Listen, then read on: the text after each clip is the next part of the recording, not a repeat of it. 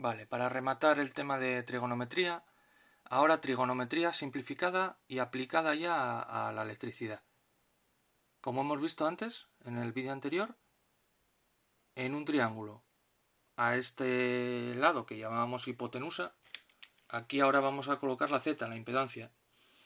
A lo que llamábamos seno, vamos a colocarle la reactancia.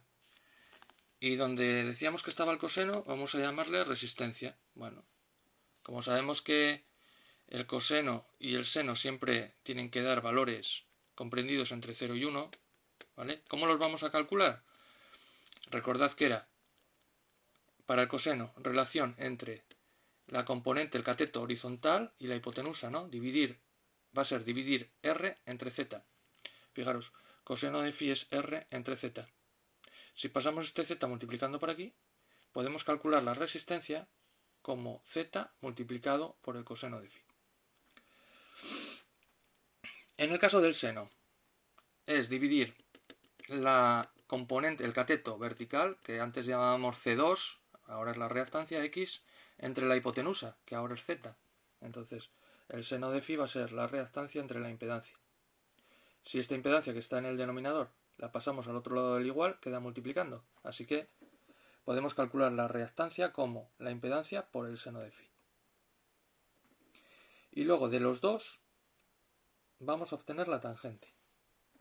Y fijaros lo que nos sale la tangente. Si la tangente decíamos que era el seno entre el coseno, es la reactancia entre la impedancia dividido todo ello por la resistencia y la impedancia. Entonces, esto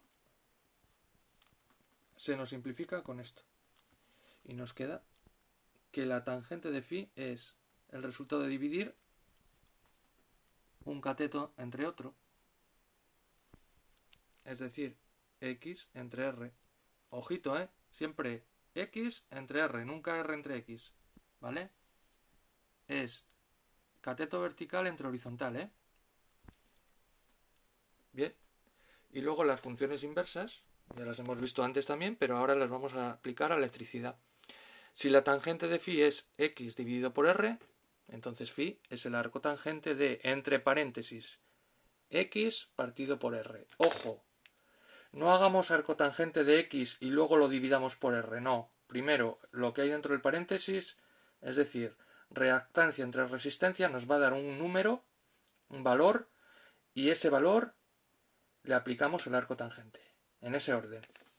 Lo mismo, si el coseno es r partido por z, podemos calcular el ángulo del triángulo, este ángulo de aquí, lo podemos calcular de esta manera.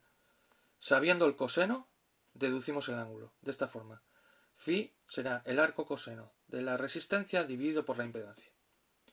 Y si lo que sabemos es el seno, como sabemos que el seno es x entre z, entonces phi será arco seno de, entre paréntesis, x entre z. Es darle la vuelta, no tiene más.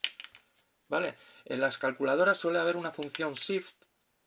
Entonces, para hacer el arco coseno, hacemos shift coseno y entre paréntesis metemos el valor este de aquí, lo que haya que, vamos, el valor concreto del que haya que calcular el arco coseno. O el arco seno o el arco tangente. Bueno, pues Pitágoras también es trigonometría, ¿vale? Imaginaros que el radio fuese 1. En el caso de una goniométrica, podríamos decir que x al cuadrado más r al cuadrado vale 1. Porque 1 al cuadrado vale 1. Pero bueno, con carácter general, siempre se va a cumplir que z cuadrado es r cuadrado más x cuadrado. ¿Y a qué se parece esto? Pues en la circunferencia goniométrica eso lo traducen los matemáticos como 1 al cuadrado igual al seno cuadrado de phi más coseno cuadrado de phi, que no deja de ser otra forma de decir primer cateto al cuadrado más segundo cateto al cuadrado igual a hipotenusa al cuadrado. Lo que pasa es que la hipotenusa ahora vale 1. En la circunferencia goniométrica, aquí, que era lo primero que veíamos en el vídeo anterior. Así que conclusiones, que esto es lo que más os va a molar, yo creo. ¿Para qué nos sirve el seno? Pues casi siempre para calcular reactancia y potencia reactiva. ¿Para qué nos sirve el coseno? Casi siempre para calcular resistencia y potencia activa. ¿Para qué nos sirve el arco tangente? O la tangente. para calcular los phis. ¿Y cómo solemos obtener la z normalmente? Bueno, el ángulo, si la queremos en forma polar, el ángulo mediante la tangente o el arco tangente y el módulo mediante Pitágoras. ¿Vale? Y con esto y un bizcocho, hasta mañana.